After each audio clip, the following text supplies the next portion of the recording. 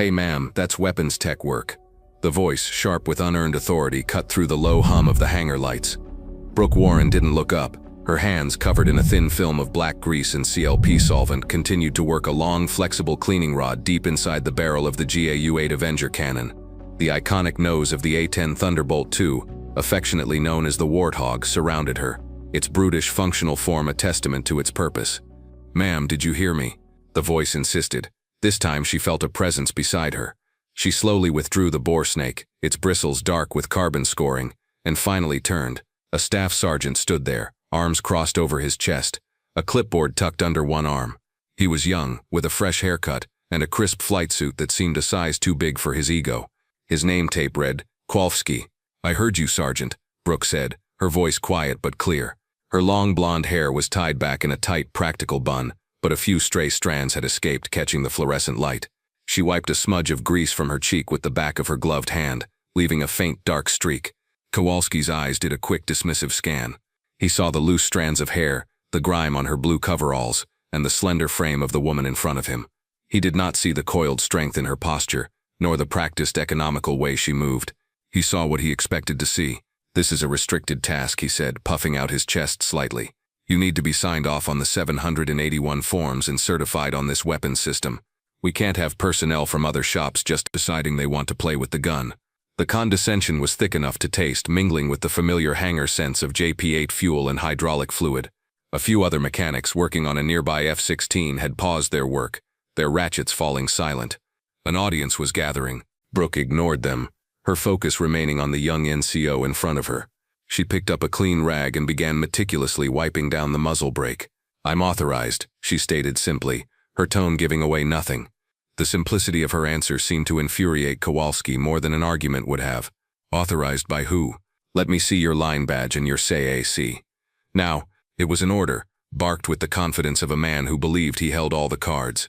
With a sigh that was more about patience than frustration, Brooke reached into the breast pocket of her coveralls. She pulled out her common access card and held it out.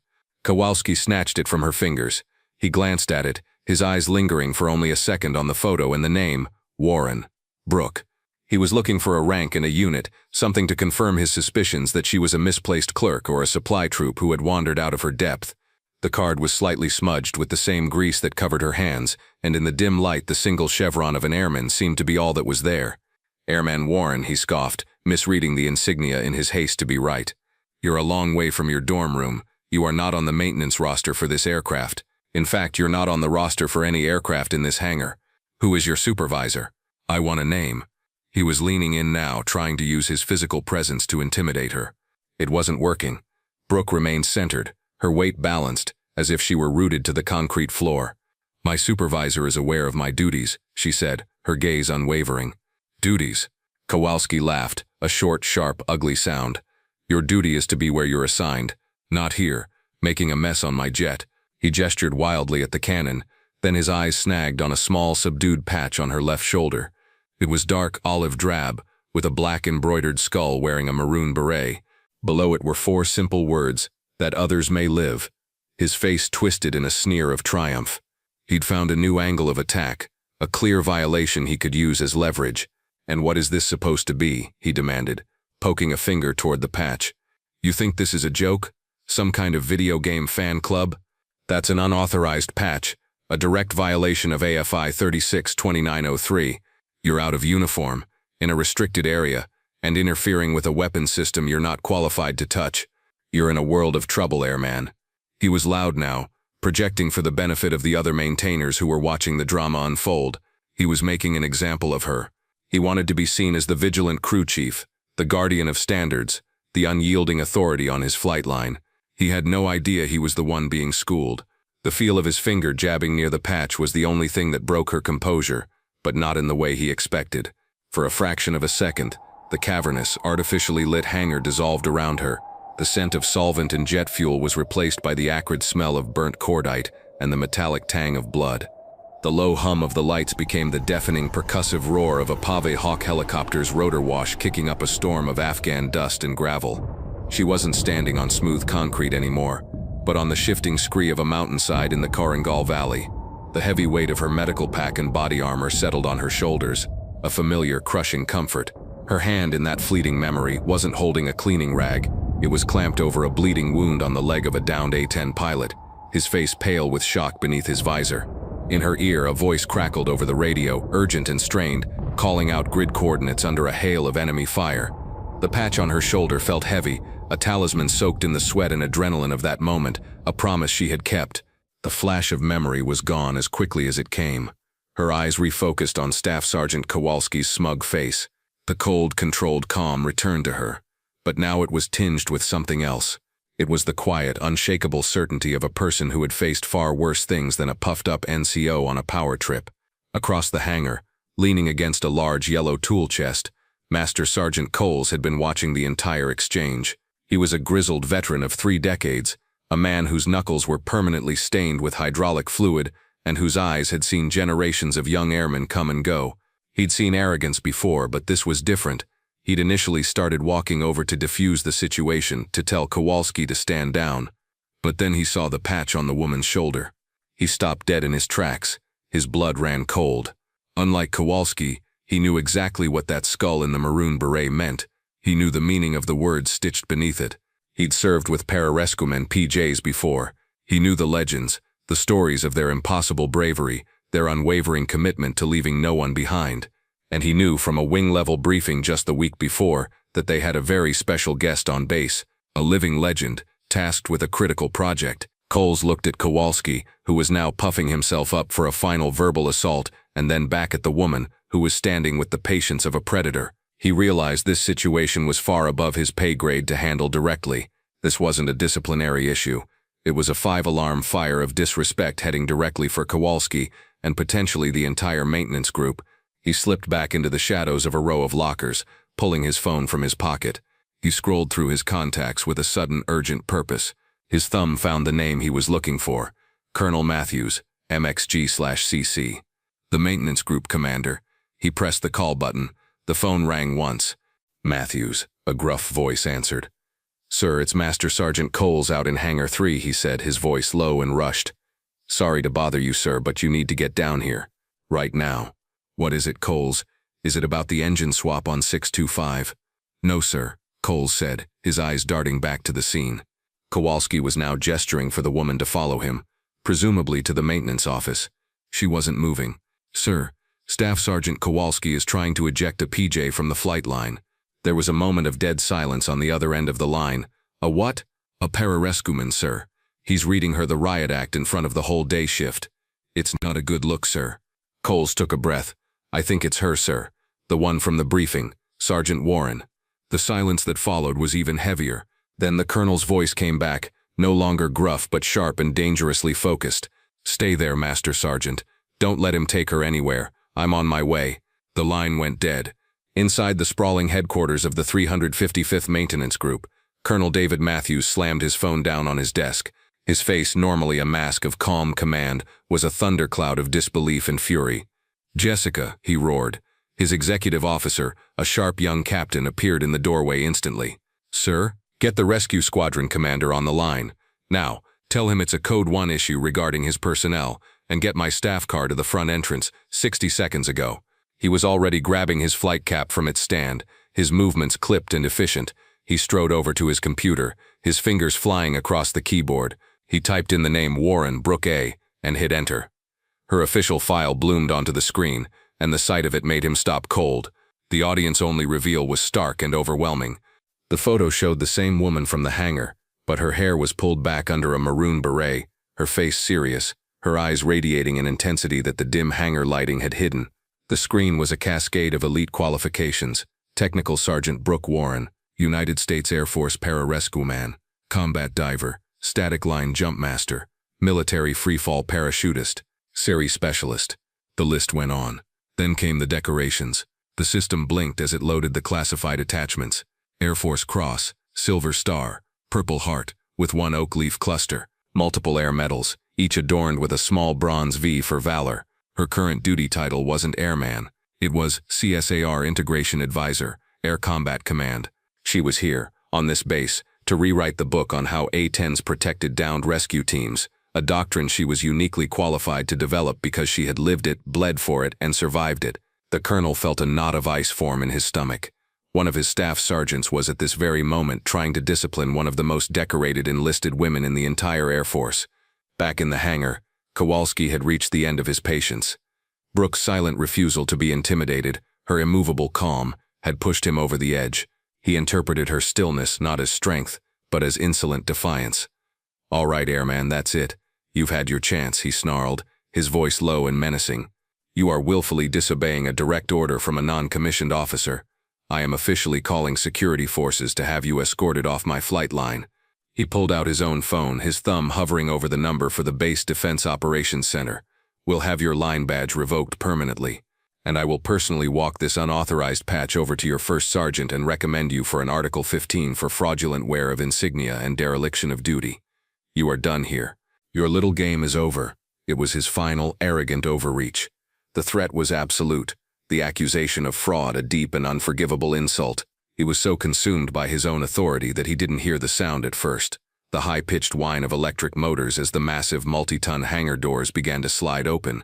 A wave of bright, hot Arizona sunlight flooded the cavernous space, silhouetting a black staff car that had screeched to a halt just outside.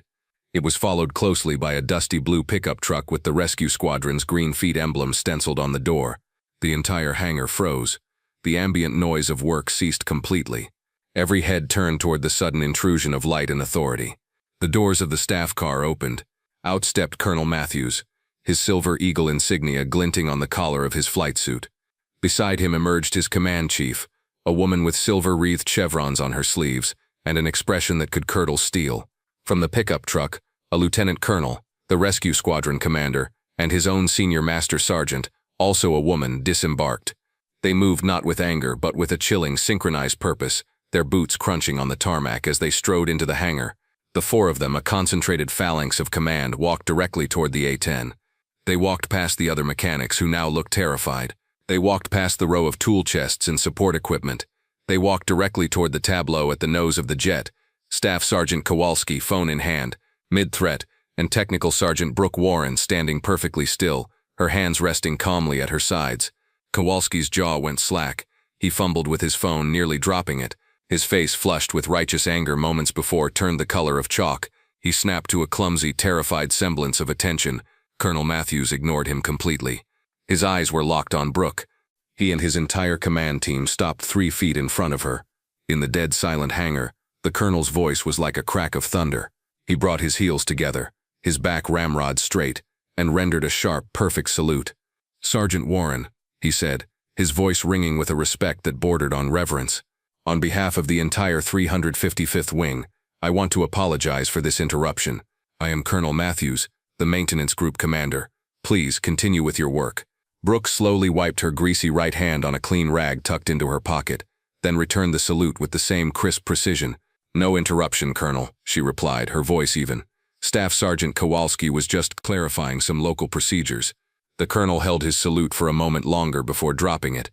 He then turned, his gaze finally falling upon the pale, trembling staff sergeant. His eyes were chips of ice. His voice, however, was not loud. It was worse. It was a low, controlled burn that carried across the entire hangar. "Maintainers," he began, his voice rising to address the entire gathered crowd. "Look here. Take a good look. For those of you who did not attend last week's briefing, or for those who did not pay attention, allow me to introduce you to the person Staff Sergeant Kowalski has been attempting to remove from this flight line." He paused, letting the weight of his words settle. "This is Technical Sergeant Brooke Warren. She is a pararescueman. 2 months ago, during a combat rescue operation in a contested zone that you have only read about on the news, her Pavhawk helicopter was shot down. As the sole conscious survivor of the crash, and with 2 broken ribs and a severe concussion, she pulled the wounded pilot from the burning wreckage, established a defensive perimeter, and single-handedly held off an enemy assault for 3 hours, all while administering life-saving medical care to her pilot. When the A-10’s finally arrived on station, she was down to her last magazine, using her own body to shield her patient from shrapnel. A collective silent gasp seemed to pass through the assembled airmen. Kowalski looked as if he might faint. "The patch on her shoulder," the colonel continued, his voice hardening as he pointed toward it, "was not purchased from an online store. It was hand-stitched and given to her by the A-10 pilot, whose life she saved that day. A pilot from this very wing. She is here, at my personal invitation, and by order of the Commander of Air Combat Command, to get her hands on every system of this aircraft. She is cleaning that cannon because she wants to know, intimately, every single thing that can go wrong with it in the field, so the next pilot who has to protect a PJ on the ground doesn't have to worry about a weapons jam. She has my personal, unrestricted authorization to be anywhere on this base, at any time. Do I make myself clear? Yes, sir. The response was a ragged, unified shout from every corner of the hangar. The colonel turned his full attention back to Kowalski, who seemed to shrink under the weight of his gaze. The command chief stepped forward, her expression severe. "Staff Sergeant," she said, her voice quiet but carrying immense authority. "Your duty as an NCO is to execute the mission and to lead and develop your airmen. You failed in your most basic responsibility today. You did not verify. You did not de-escalate. You saw a young woman with blonde hair and you made an assumption. You let your bias override your training and your professionalism. You didn't just disrespect a fellow service member, you disrespected a hero who has sacrificed more for that flag than you can possibly imagine." Just as the rebuke reached its peak, Brooke took a half-step forward. "Chief, Colonel," she said, her voice cutting through the tension. "With all respect, Staff Sergeant Kowalski was trying to protect his aircraft. His standards are high. We need crew chiefs with high standards." She then looked directly at Kowalski, her eyes holding no malice, only a profound sense of duty. "The standard is the standard for everyone, Sergeant. It doesn't have a gender. It doesn't have a rank. It just is. Don't ever soften the standard. Just learn to apply it fairly to everyone you meet. That's all." Her words, a lesson in leadership delivered with grace under pressure, hung in the air. It was not an excuse for his behavior but a course correction, a piece of wisdom from someone who had earned the right to give it. As she spoke, the image of the patch's origin flashed in her mind once more, this time with perfect clarity. She saw herself years younger, sitting on the dusty ramp of a Pave Hawk after a mission. Her face was caked in grime and dried blood. An A-10 pilot, his own flight suit torn and his arm in a sling, sat beside her. He was clumsy with his one good hand as he pressed a small, crudely stitched patch into her palm. It was the skull, the beret, the words, "I heard your motto is that others may live," he'd said, his voice thick with emotion. "Well, I'm living because of you, because of what you did up there. Thank you, Sergeant, thank you." The memory was not a ghost, it was an anchor, the source of the quiet strength she wore as comfortably as her uniform. In the weeks that followed, a quiet but profound shift occurred across the base. A mandatory training session on unconscious bias was held for all NCOs, led by the wing's command chief herself. A new Know Your Wingman initiative was launched, featuring short video interviews with airmen from diverse and often overlooked career fields, showcasing the incredible talent hidden in plain sight. Brooke's interview, in which she spoke only of her team and her mission, was the most watched. The standard operating procedures for flight line and restricted area access were updated, with a new emphasis on professional, respectful, and thorough verification of all personnel, regardless of appearance. The change was real and institutional. One evening, months later, Kowalski was at the base combat arms range, practicing for his annual M4 qualification. He was struggling, his shots straying wide of the target, his frustration mounting with every misplaced round. He was so focused on his own failure that he didn't notice the person who sat up in the lane next to him, until he heard the sound of slow, rhythmic, and impossibly precise shooting. Thumping, thumping, thumping, each shot a perfect bullseye. He glanced over. It was Sergeant Warren. She was dressed in civilian range clothes, her blonde hair in a simple ponytail, but she handled the rifle with a familiar, terrifying competence. She finished her magazine, made the weapon safe, and laid it on the bench. Then she walked over to him. She didn't mock him. She didn't even mention the hangar. She just pointed at his target. "You're anticipating the recoil," she said, her voice calm and instructive. "You're jerking the trigger instead of squeezing it. Focus on your front sight post. Keep it perfectly still, and let the break surprise you." Kowalski looked from his target to her face. He saw no judgment, no lingering anger. He swallowed hard, the lump in his throat feeling like a stone. "Sergeant," he began, his voice barely a whisper. I'm sorry, for that day. There's no excuse." Brooke met his gaze and gave a small, single nod of acknowledgement. "You love that jet, Kowalski. I get it. Your passion is in the right place, you just need to aim it better." She gave a tiny smile. "Now let's fix your trigger press. The standard is the standard, right?" He looked at her, a true NCO, a leader, a mentor, and for the first time, he saw her clearly. If you were inspired by Brooke's story of quiet strength and professionalism, please like this video and share it with someone who needs to hear it. Subscribe to She Chose Valor for more stories honoring the incredible women who serve and have served our nation.